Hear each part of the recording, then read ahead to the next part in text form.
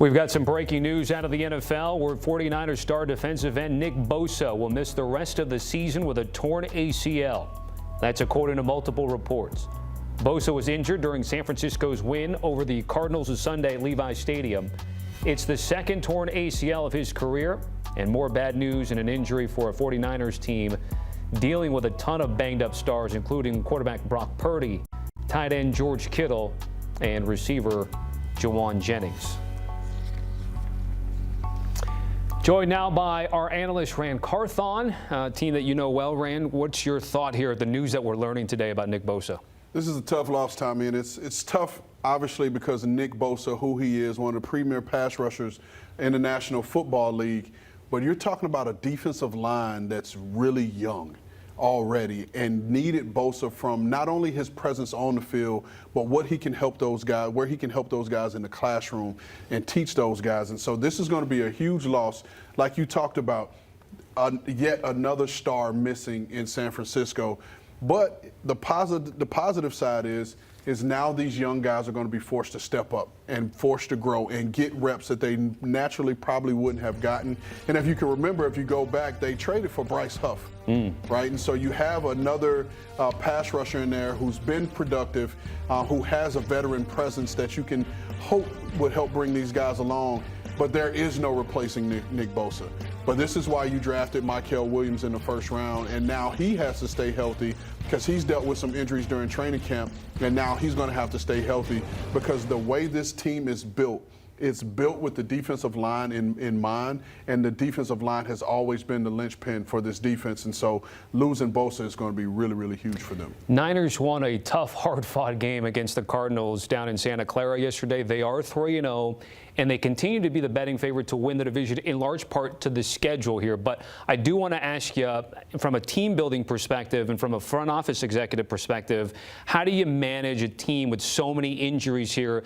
Yes, you're going to lose Nick Bosa, but the other guys like George Kittle and Brock Purdy on the mend here, how do you manage that from a front office perspective? This is why you build a team with depth in mind, right? You're going to have superstars, and the 49ers have done a really nice job of drafting, which is why all of their superstars are guys that they've drafted, the guys that they've developed, and now those players are getting hurt, but you also have drafted the guys that they're understudies.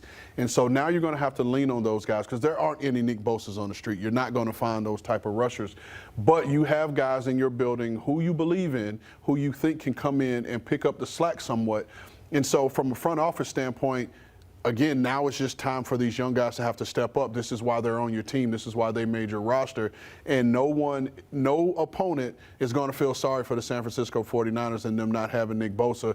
And it's going to have to be a next man up mentality, which has always been. And they, in every turn of the way, these guys have stepped up. So they just hope that this continues. One more thing before I let you go. You and I were doing a Monday Night Football preview in which you like the Detroit Lions to come out of the NFC. What does this do, if any, change your outlook on San Francisco in terms of the division, potential playoffs, and a playoff run? Well, I'll say this much, because I still think the San Francisco 49ers are a playoff team, and I think they still can make the playoffs, because what's going to happen here in a couple weeks, Jauan Jennings is going to be healthy. You're going to get Kittle back. I think Brock Purdy could play as early as this upcoming week. And then you're going to get a healthy Brandon Ayuk back, along with an emerging Ricky Pearsall. And you're starting to see Christian McCaffrey get his touches. And so this offense is now going to have to take hold and going to have to be the unit that leads this team. Fred Warner isn't going anywhere. Hopefully Fred is able to stay healthy. As long as Fred Warner is out there on the field, he's going to have that defense flying around playing to the best of their abilities. But again, losing Nick Bosa, the threat of Nick Bosa is going to be an issue for them up front, because now offensive fronts don't have to slide protection to him. Now teams are going to have to play a little bit more straight up. And so I think as long as they can maintain this level of play and finding ways to win game, I'll say in about the next 3 or 4 weeks, when they're able to get everyone back, I think this team can really take off. Okay. Niner Empire or Bang Bang Niner Gang telling themselves, we've been through this before, and unfortunately, we're going through this again. Rand, certainly appreciate it. Part of the With the First Pick podcast. Scan the QR code with Ryan Wilson.